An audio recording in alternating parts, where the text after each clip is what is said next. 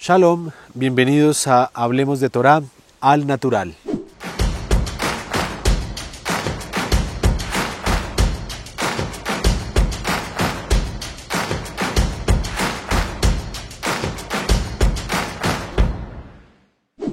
Hemos llegado a una parashá muy especial y estamos previos a la festividad de Shavuot.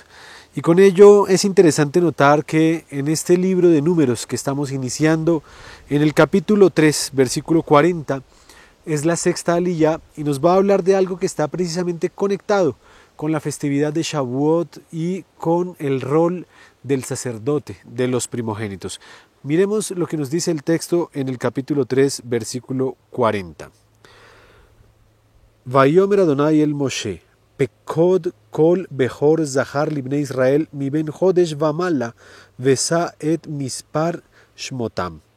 Y Adonai dijo a Moshe: cuenta todos los primogénitos varones de los hijos de Israel de un mes para arriba y cuéntalos por sus nombres. Versículo 41. Y tomarás a los levitas para mí en lugar de todos los primogénitos de los hijos de Israel. Los animales de los levitas en lugar de todos los primogénitos de los animales de los hijos de Israel. Yo, Adonai.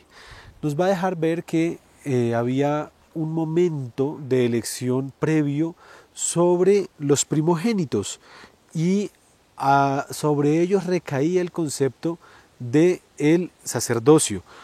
¿Dónde podemos ver esto? Por ejemplo, hablando de Shavuot, Éxodo, Shemot, capítulo 19, el versículo 22, nos va a hablar de las prescripciones que estaban sobre la entrega de la Torá y va a hablar de sacerdotes.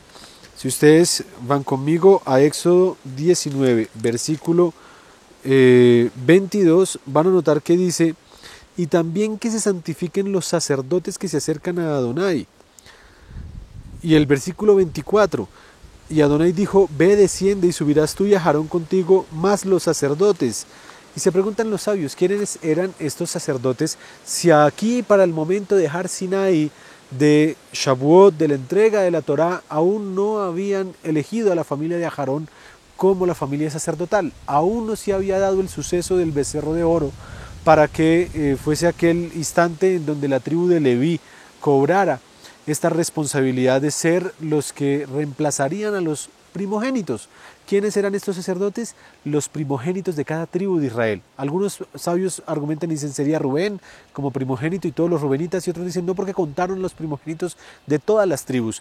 Por lo tanto, tenemos una interesante conexión mesiánica también con el texto de Pedro, que nos dirá: ustedes son real sacerdocio, nación santa, pueblo adquirido por Elohim. ¿Cuál es ese real sacerdocio que somos nosotros?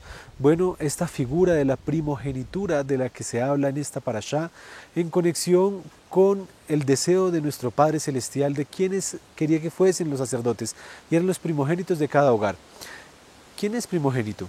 Cada uno de nosotros podemos serlo en la medida que si tú eres el primogénito de la fe en tu hogar, si tú fuiste el primero en aceptar y en creer y en vivir toda esta experiencia de la fe, de la Biblia, de celebrar las fiestas, de haber recibido el mensaje de salvación, tú eres un primogénito en tu hogar y debes asumir ese rol de un sacerdote que el Eterno quiere que seas para con tu familia.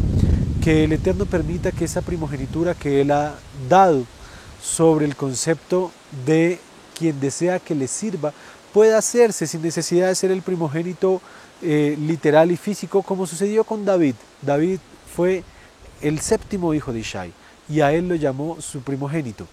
Que tú y yo podamos convertirnos en estos primogénitos para el servicio a nuestro Padre Celestial, ser aquellos sacerdotes que Él desea que seamos en nuestra vida y que compartamos esa bendición con nuestro hogar, con nuestra familia.